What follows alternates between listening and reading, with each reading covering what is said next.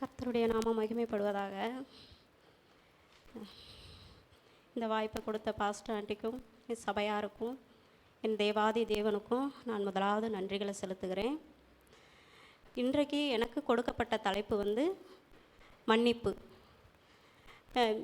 முதலாவது இயேசு கிறிஸ்து சிலுவையில் சொன்ன அந்த வார்த்தை, பிதாவே இவர்களை மன்னியும். யாராவது எடுத்தவங்க வாசிக்கலாம். லூக்கா சுவிசேஷ புஸ்தகம் 23வது அதிகாரம் 34வது வசனம்.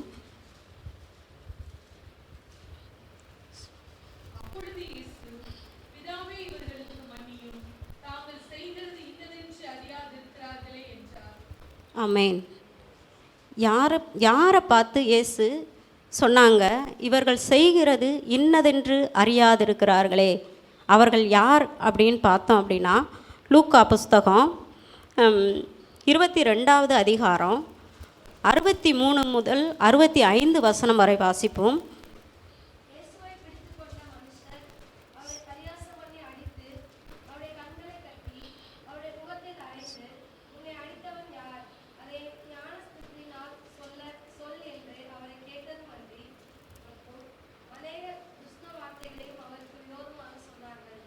ஆமென். அவங்க பரியாசம் பண்ணவங்கள, துன்பப்படுத்தினவங்கள, அவங்கள முகத்தில் அரைஞ்சவங்கள பார்த்து சொன்னாங்க, ஏசப்பா சிலுவையில், பிதாவே இவர்களை மன்னியும், இவர்கள் செய்கிறது இன்னதென்று அறியாதிருக்கிறார்களே. அடுத்து பார்த்தோம் அப்படின்னா, லூக்கா புஸ்தகம் 23வது அதிகாரம் 10வது வசனம் 25வது வசனம் வாசிப்போம்.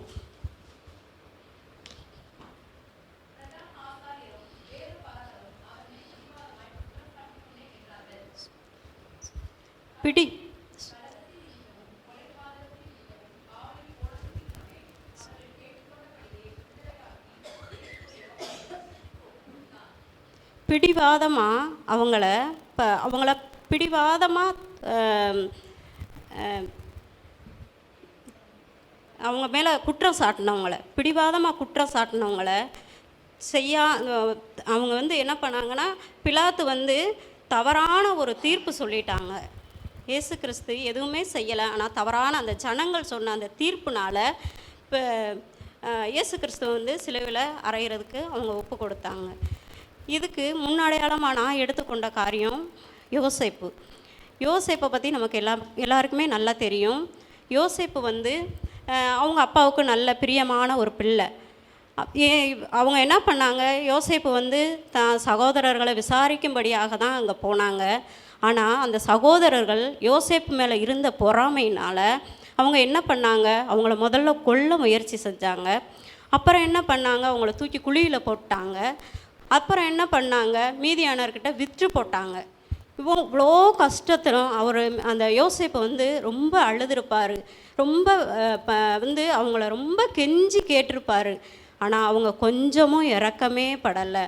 ஏன்னா அவங்க சொந்த உறவு, சொந்த ரத்தம், கூட பிறந்த தம்பி, அவங்க யாருமே அந்த இரக்கத்தை காமிக்கவே இல்லை. விட்டு போட்டுட்டு அப்புறம் என்ன பண்ணாங்க, யோசேப்பை எகிப்துக்கு கொண்டு போயிடுவாங்க. அங்கேயும் போய் பார்த்தோம் அப்படின்னா, யோசேப்பு செய்யாத ஒரு தவறுக்காக சிறைச்சாலையில் தண்டனை அனுப்பிப்பார். இதுக்கு எல்லாம் காரணம் யார் அப்படின்னு பார்த்தோன்னா, அவங்களோட சகோதரர்கள் தான். ஏன்னா கொஞ்சமும் இரக்கமே இல்லாத அந்த சகோதரர்கள் அவங்கள அவ்வளோ கஷ்டத்தைப்படுத்தினாங்க. அதே சூழ்நிலை தலைகீழாக மாறிச்சு. 2 வருஷத்துக்கு அப்புறம் யோசேப்பு ஒரு சொப்பனத்துக்கு அர்த்தம் சொல்லுவார். ஏன்னா அங்கே இருந்த யாராலையுமே அந்த சொப்பனத்துக்கு அர்த்தம் சொல்ல முடியலை. யோசேப்பு சொல்லுவார். அதன் நிமித்தமாக மறுபடியும் அந்த தேசத்துக்கு அதிபதியாக ஆவார். அதிபதியாக இருக்கும் பொழுது அவர் சொன்ன சொப்பனத்தின்படி அந்த 7 வருஷம் பஞ்சம் உண்டாகும். அப்போ அவங்க சகோதரர்கள் தேடி வருவாங்க. வரும்பொழுது யோசேப்புக்கு தெரியும், இவங்க நம்ம சகோதரர்கள் அப்படின்னு சொல்லிட்டு. ஆனால் அந்த சகோதரர்களுக்கு நம்ம விற்று போட்ட யோசேப்பு அப்படின்னு சொல்லி அவங்களுக்கு தெரியாது. அப்போ என்ன பண்ணுவாங்க, இவங்க அந்த சகோதரர்களை பார்த்த உடனே அவர் நினச்சிருக்கலாம், அவர் ஒரு அதிபதி, அந்த தேசத்தில் இவங்களை என்ன வேணாலும் செஞ்சுருக்கலாம். ஆனால் அவர் எதுவுமே செய்யலை. மாறாக அவங்கள மன்னித்து ஏற்றுக்கொண்டாங்க. அப்போ அந்த 40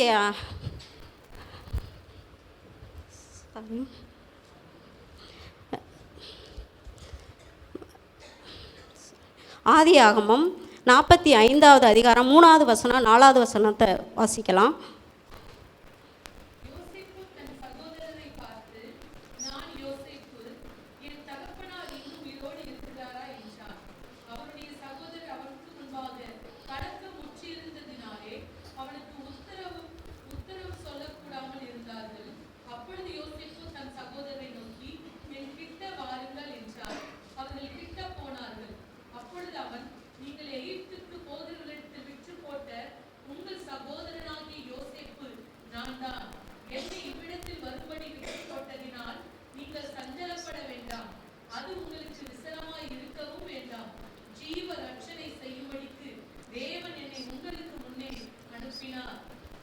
ஆமென்.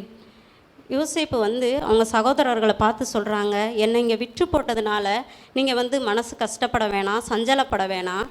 அதற்கு மாறாக ஆண்டவரே என் வாழ்க்கையில் இதை அனுமதித்ததுனால தான் உங்களை ஜீவரட்சணையம் பண்ணும்படியாக என்னை இங்கே அனுப்பியிருக்காங்க அப்படின்னு சொல்லி யோசேப்பு அவங்க சகோதரர்களை தான் கிட்ட வாங்க அப்படின்னு சொல்லி அன்பாக ஆதரிக்கிறத நம்ம பார்க்க முடியும். இதற்கு மாறாக ஒரு வசனம் மத்தேயு 5வது அதிகாரம் 44வது வசனம் வாசிப்போம்.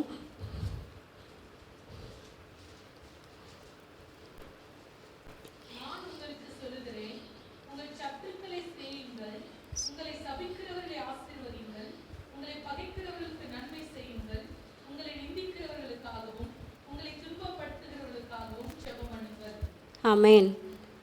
ஏசப்பா சிலுவையில் நமக்கு இந்த காரியத்தை தான் கற்றுக் கொடுத்தாங்க. நம்மளை சபிக்கிறவங்களுக்காகவும் நம்மளை நிந்திக்கிறவங்களுக்காகவும் நம்மளை செபிக்கும்படியாக தான் அந்த காரியத்தை தான் யோசேப்பு செஞ்சார். தான் சகோதரர்களை மன்னிச்சாங்க, எல்லாத்தையும் மறந்து அவங்க ஏற்றுக்கொண்டாங்க. அதுபோல தான் நம்ம அடுத்த வசனம் பார்த்தோன்னா மத்தேயு 6வது அதிகாரம் 12வது வசனம் வாசிப்போம்.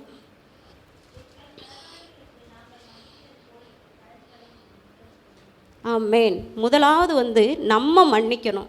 நம்ம மன்னிச்சாதான் நம்ம கடன்கள் நம்மளுக்கு மன்னிக்கப்படும்.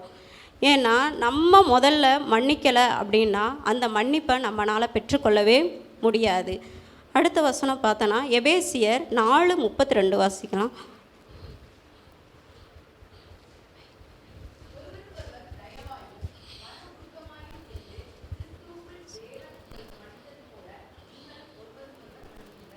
ஆமென்.